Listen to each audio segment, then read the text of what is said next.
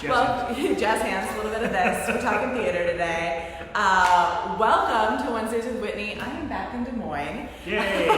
Yay for Des Moines. Yay for Des Moines. I'm here. And today I'm with McIver, who is the artistic director at Iowa Stage Theater Company. And I'm going to hand it over to him to introduce himself and exactly what all of that is. Sure. Take it out. Thank you so much for having me. It's great to be here with all of you, too. I am, like Matthew McIver, I was originally part of the Des Moines Social Club back in the day, and now I'm the artistic director of the Iowa Stage Theater Company, which is Des Moines' homegrown, handmade professional theater company right here in the Metro, performing at the Stoner Theater this fall. We do everything from the classics to the cutting edge. We are the place to go to curate a great theater experience that you're not going to get anywhere else in Iowa. You're not going to get anywhere else in the country. I love it. I love anytime somebody's like, no, this is it. I'm like, yeah, it's it. I'm ready. Awesome. So some of the most recent things you guys have been doing, so you guys are in charge of Shakespeare on the Lawn. Yes. Which I feel like is like a Des Moines thing. People know about this, but can you tell me, as someone who, I remember in AP English we were reading Shakespeare, and I'm like, not into it, right? Because this just wasn't my thing. And I remember telling my teacher, like, Mrs. Westling, hey. I remember telling my teacher, like, I just feel like it's all so cliche. And then the second I said it out loud, I was like, oh no. Oh, wait. It's where the cliches came from. Yeah, this is the original. Yeah. I get it. My high school brain exploded. So tell me about Shakespeare on the Lawn and what that is for Des Moines. Salisbury House and Garden's been doing Shakespeare on the Lawn for many, many years. So we are the result of the child of two parents, Repertory Theater of Iowa and Stage West of Iowa. RTI was focused on the classics, and they had been partnered with Shakespeare on the Lawn at Salisbury House for a number of years before we took it over when the merger happened in July of 2017. Okay. So that's when the Iowa Stage was born. We just had our second birthday back in July. Toddlers. We did. We had a little birthday party. With a long, back life. You've been reincarnated. We are a new story. We are a new company with a storied history, is what I say. So Shakespeare on the Lawn, every June, Salisbury House and Garden puts on this huge event. We go, my wife and I will take a picnic, we'll take a bottle of wine, we'll take maybe a little flask of Manhattans, and we go, it's fun. It's very fun. And if we're going to do Shakespeare, like for me, I'm like, Manhattans, I could do Shakespeare. Yes, and on a hot June night, who doesn't want a bottle of white wine? And it's exciting, it's outdoor Shakespeare, so we just did Macbeth, right? Gory, gruesome, exciting, witches, murders, fights, and it's all happening right in front of you with the best backdrop in town. It's the most gorgeous set you'll ever see at Salisbury House in the background. And so intimate. And at the same time, right with you. Yeah. And the actors are all amplified, so the sound is right there for you. We do have to worry about rain because the roof isn't so good outside. But it's a wonderful way to see Shakespeare, and Brad Dell, who's directed the last several of them, has just been getting, the company's been getting better and better every time. So it was absolutely phenomenal. Love that. Yeah, and for me, I don't know, whether, as we know, I'm a photographer, and so every single day I'm like, what's the weather? What's the photography today? And clients will call and be like, it's misting, and I'm like, yeah, we're still going. Unless it is downpouring, apocalypse style, we are still making magic happen. Because I don't know, I'm not gonna melt. That's me. My camera's not gonna melt. For me in June, that's me watching the weather in June every day. It's and you look like 2 weeks hour by out. hour.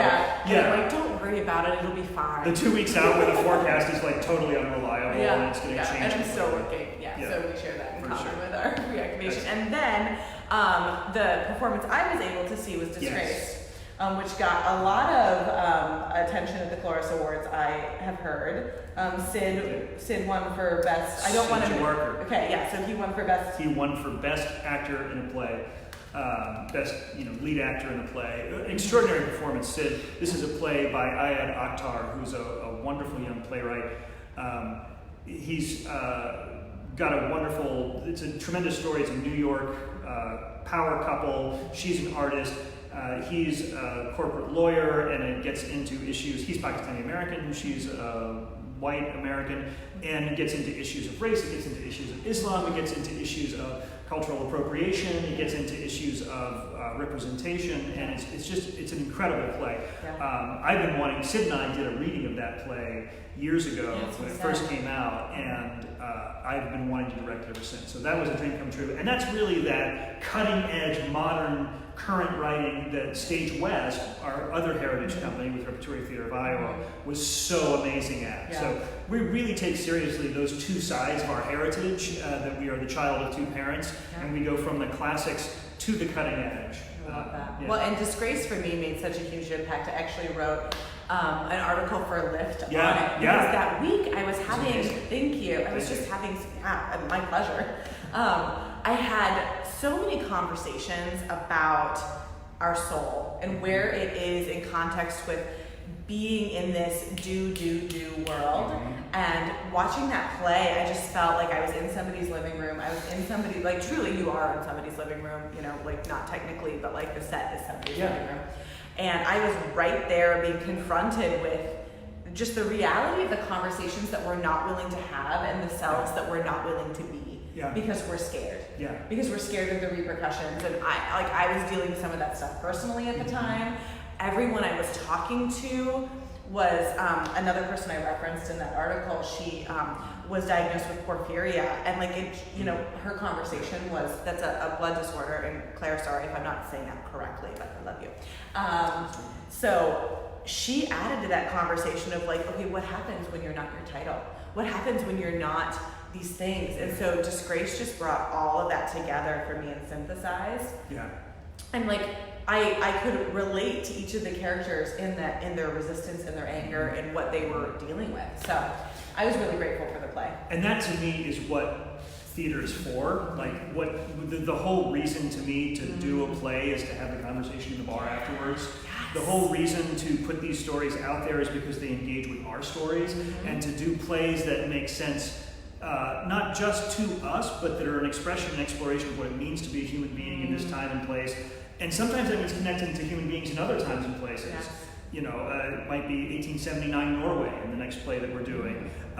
Or it might be, New York City last year in the case of Disgrace. So it's an amazing thing to me that you can have these stories that connect and that throw light on from either 5 years ago or 100 years ago or 400 years ago with Shakespeare, that throw light on who we are and where we are now. I love it. And it just opens up, I think, any good content. I mean, theater's content, any good content out there. What we're going to when we go to anything is what am I going to get from this? Like let's just set aside entertainment. What am I going to get from this? And sometimes it's entertainment. Sometimes it's like spiritual awakening. Sometimes it's like your eyes are wide open. Sometimes you're just laughing so hard that you hurt. I really like those moments. I like all of them. And years ago, I was talking with a Shakespearean actor in London. I said, like, when you're doing these amazing plays, what's the most important thing? And he said the most important thing is to entertain them, because if you entertain them, you can talk about anything. So we really, really make a point of, we want to deliver a great experience for our audience and for our patrons, whether or not you even like the play. Like, you're going to come to it, and we're going to have amazing actors from our resident artist company. We're going to have amazing guest actors. We're going to have the best set we can put on stage. We don't have as much money as some other places, but we're going to wring every ounce of value out of those pennies, pinch until they scream, and create a great experience for you to go have that conversation in the bar afterwards with each other, on the way home. And we're talking about different ways for engaging our audience at various points on the interaction spectrum. But that's the point. I love it. Well, and something you said that I want to make sure everybody knows is that you have a principal company that gets paid, that they are doing this. This is part of their we pay all of our performers, and our resident artist company are artists who've made a commitment to us, and we made a commitment to them. They're an amazingly talented troupe. So we've got some great actors, we've got great designers, we've got stage managers who are part of that, and they're also part of the steering for the organization. They're making decisions on policy, and they're helping set the direction. We have a play advisory committee that reads scripts and helps put together these seasons, and the last 2 seasons have just been chock full of great plays. I love that. So, and that it shows in the investment. Like your investment, everybody's investment, people are fully 100% there for it, and it shows in the performances. So what can we expect coming up, I'm excited about this. Yes. I enjoy theater, but I would not say it's the thing that I have made the most space for. And now having this connection and having seen Disgrace, I'm like, so what's next? So we have a unique theatrical experience. We're only the second theater in the country that's doing this, what I'm going to tell you about next. So there's a play by Henry Gibson called A Doll's House, one of the 10 most famous plays in the Western world. And it was written in 1879. It's an extraordinary, revolutionary, scandalous tale at the time. Scandal all the way across Europe. I'm all about scandal. In 1879, a young woman finds out that her marriage is not the supportive, loving partnership she thought it was, and in 1879 makes the decision to walk out of her family home on her husband and her children and leave. Scandal. Big Huge stuff scandal. back then. Huge scandal. Times have changed. Times have changed. Although I was having some really interesting conversations about the ways in which they have And they haven't. I can't wait to have. Let's have that conversation afterwards because I think it'll be very interesting. So 1879, Doll's House, Henry Gibson. 2017, playwright Lucas Nath writes a sequel to one of the most famous plays in history called A Doll's House Part 2, where she comes back 15 years later. Fantastic play, Broadway, Tony nominated. Laurie Metcalf won for her portrayal of Nora, absolutely fantastic. Cool. So we are doing those two plays together in the same 3-week period on the same set. There are 3 weekend performances where you can catch both plays in one day. Go to a matinee of A Doll's House, an evening show of Doll's House Part 2. And part of why this is unusual and a unique theatrical experience is we are literally the second theater company to do this. It's incredible. The first one is the Denver Center Theater, and they opened on the 6th of September. We're opening on the 27th of September. So they just beat us. So you would have moved it up. We would have been, They actually announced their season after we did. I think they were watching. So you announced it first. I think we announced it first, if I remember correctly. Well, I am thrilled about this. I'm thinking about like the matinee and then, happy hour. You can make a whole day of it. It's going to be date day. And we're partners. Court Avenue Brewing Company is a hospitality partner of ours. Awesome. You can go down there, and if you show them your ticket, they'll donate 10% of your bill to us at no cost to you. So say where that again? I missed Court Avenue Brewing. That one.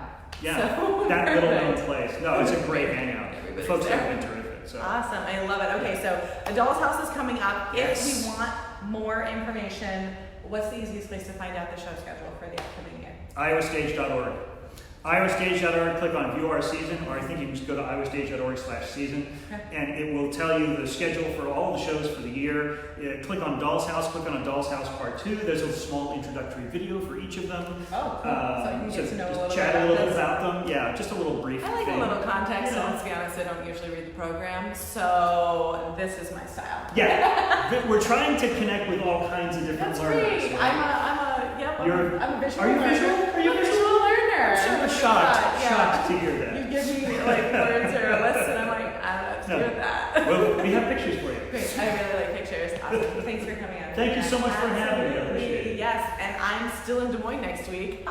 So I'll see you then. Bye, guys.